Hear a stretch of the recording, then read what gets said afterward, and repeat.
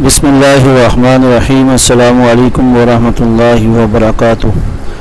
جی اس video کے اندر ماشاءاللہ شیخ الاسلام مفتی اعظم پاکستان مفتی محمد تقی عثمانی صاحب خانپور جھیل نیز اسلام آباد میں اسپیڈ بوٹ چلاتے ہوئے آپ دیکھیں اور ملاحظہ فرمائیے کہ اللہ نے ان اکابرین کے اندر ایک عاجزی اور انکساری بھی رکھی ہے، اور یہ نہیں کہ انہوں نے دین کو اتنا سخت کیا ہوا ہے۔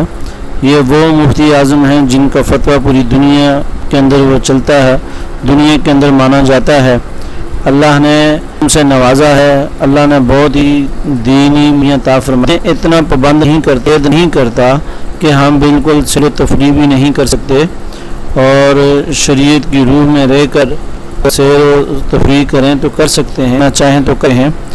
یہ وہ علماء ہیں جو زندہ دل رکھتے ہیں۔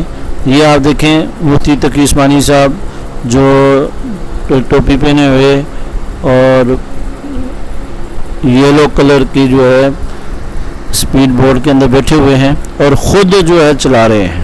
سب سے بڑی بات دیکھیں، خود چلا رہے ہیں، اور اللہ نے کتنا جذبہ عطا فرمایا ہے، اور بالکل دین کے اندر قید نہیں ہے کہ آپ بالکل کوئی انجوائے نہیں کر سکتے، کوئی آپ گھوم پھر نہیں سکتے۔